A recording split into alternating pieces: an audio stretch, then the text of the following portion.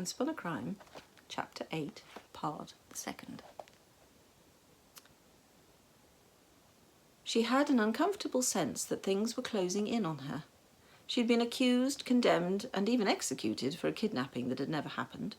Her escape might be only temporary if she did not find proof of Princess Charlotte's liaison with Roland, particularly if the princess ever found out that she had not, after all, had her head lopped off. Then there was Brackston, rotting away in some mortuary in Barnumsay, case unsolved, with her as the prime suspect, and Hans running puffing a close second.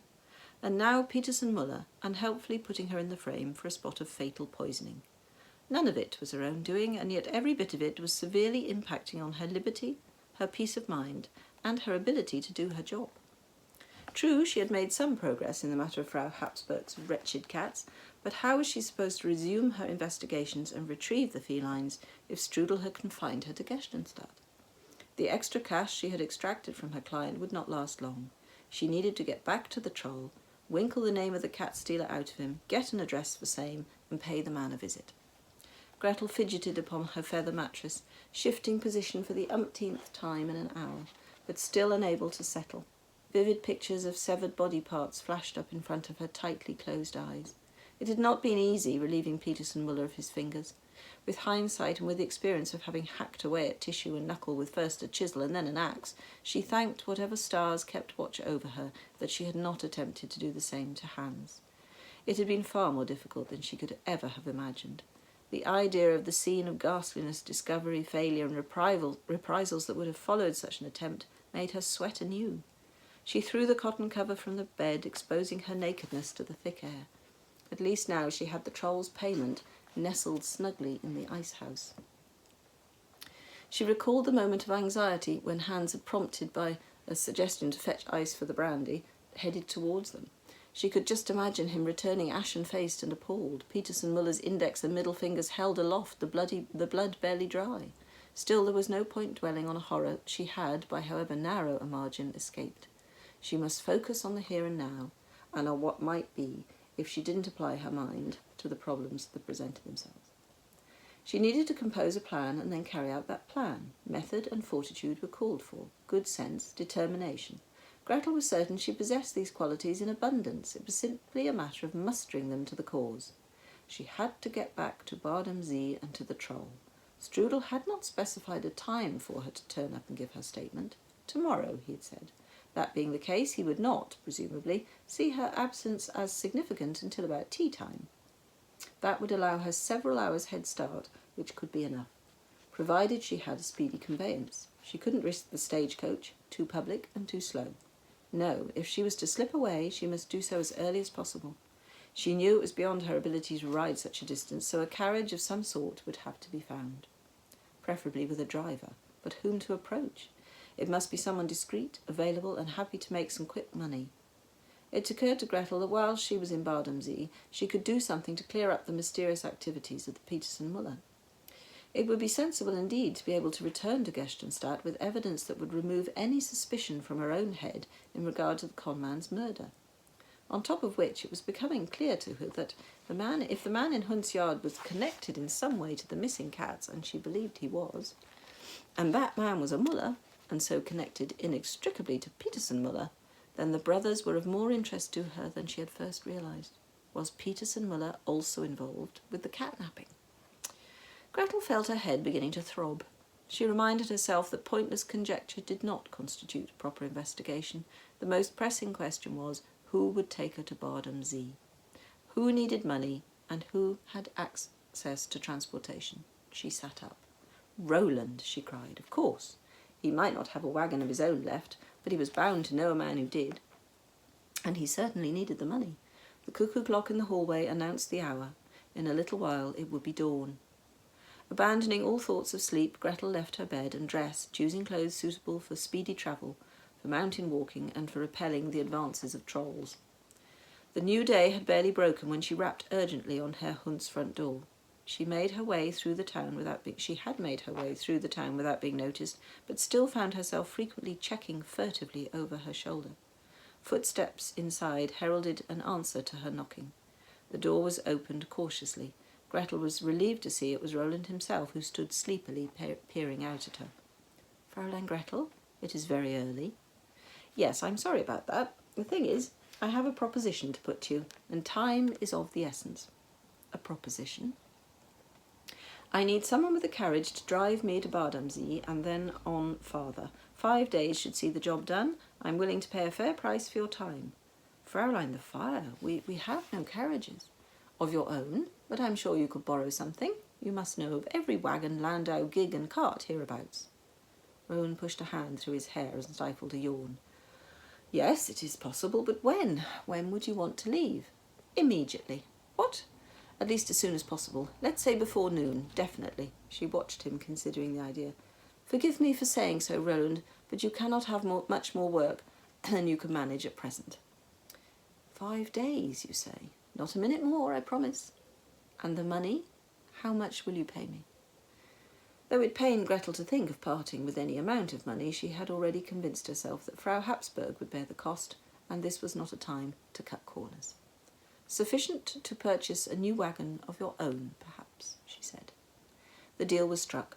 Roland said he knew of a suitable conveyance and would set about securing its use at once. Gretel would return home, pack a small bag, and tell Hans what he needed to be told, which would be as little as possible. Despite his loyal intentions, he could not be trusted with sensitive information concerning her whereabouts. Best that he did not know the full story, as Strudel would have it out of him in a very short time.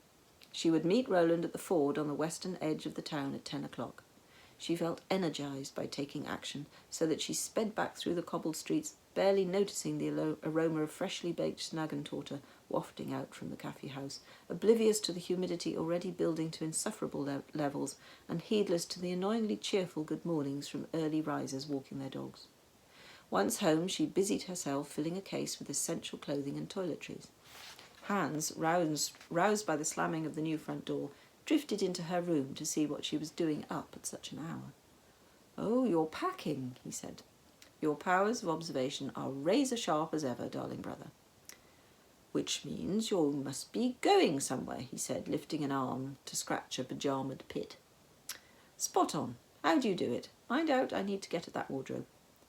Hans stood aside, watching her for a moment as she squeaked hangers along the rail in her search for some crucial item or other. Gretel glanced at him, never pausing in her task. "This is where you're supposed to ask me where I'm going," she told him. "What? Oh, yes, all right. Then where are you going?" "To visit cousin Brunhilde." "Oh? Do we even have a cousin Brunhilde?" "We do now." "I see. I think." "I doubt it." She sat on the lid of her suitcase and looked levelly at him. "Listen, this is important. I'm going to visit cousin Brunhilde for a couple of days. My nerves have got the better of me, dead body in the garden and all that. Tell Strudel—" "Can't you tell him?" "Tell Strudel I'll be back by the end of the week and he can have my statement then. I'll be much recovered after a few days' peace and quiet away from the shocking memories and so on and so on. Yes?" "If you say so." "Good." She heaved at the straps and did up the buckles on the case. She already felt horribly hot and sweaty, despite having chosen a cool cotton dress that allowed a blissful circulation of air about her body. She secured a natty straw boater to her tightly pinned hair and met Hans's puzzled gaze once more. "So, where have I gone?" "To stay with cousin Brunhilde." "And why have I gone there?" "Peace and quiet, absence of corpses, home cooking, shouldn't wonder." "Good cook, is she, cousin Brunhilde?" "One of the best." "Really? Perhaps I should come too." "Next visit, certainly. Better you stay here this time, look after the house, convince Strudel I'll be back very soon and all will be well." "If you say so." "I do." She hurried downstairs, Hans trailing behind her in an infuriating lost lamb fashion.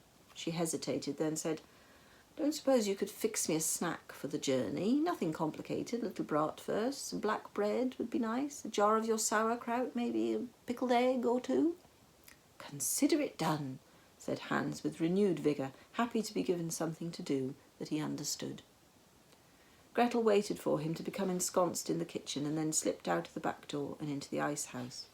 Mentally bracing herself, she pushed her hand down beside the large lump of ice, feeling for the wax paper package she had deposited there the evening before. The tips of her fingers touched the wrapping, but it was encrusted with ice and slippery as could be, making it almost impossible to grasp. Grunting, she leaned further, forcing her arm as far down into the gap between the hefty block of ice and the stone wall of the little house as she was able. Hell's teeth, she cursed, feeling the package slip away from her scrabbling fingers. She tried to extend her arm farther, her body pressed against the ice now, the front of her dress soaked.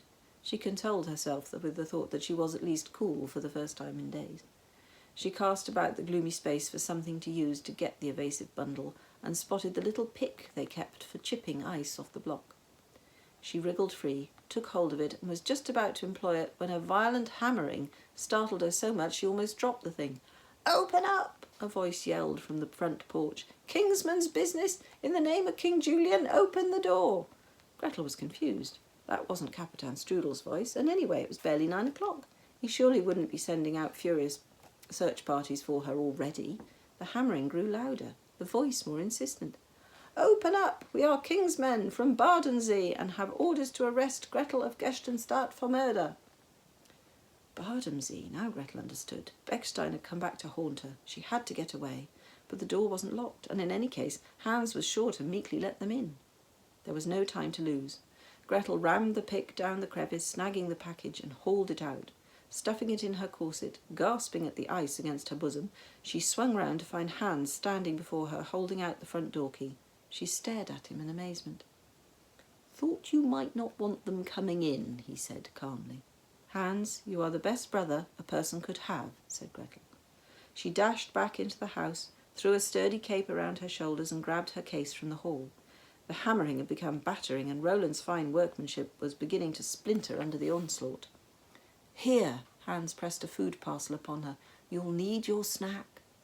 She smiled, hesitating for a moment, worrying that she was leaving him to face unfair odds. As if reading her mind, Hans steered her through the French windows, giving her a little smile before he disappeared back towards the hall. As she clambered through the gap Peterson Muller had left in his wake, she could dimly hear the final moments of her new front door, and Hans's placatory tones as he stalled the Kingsman.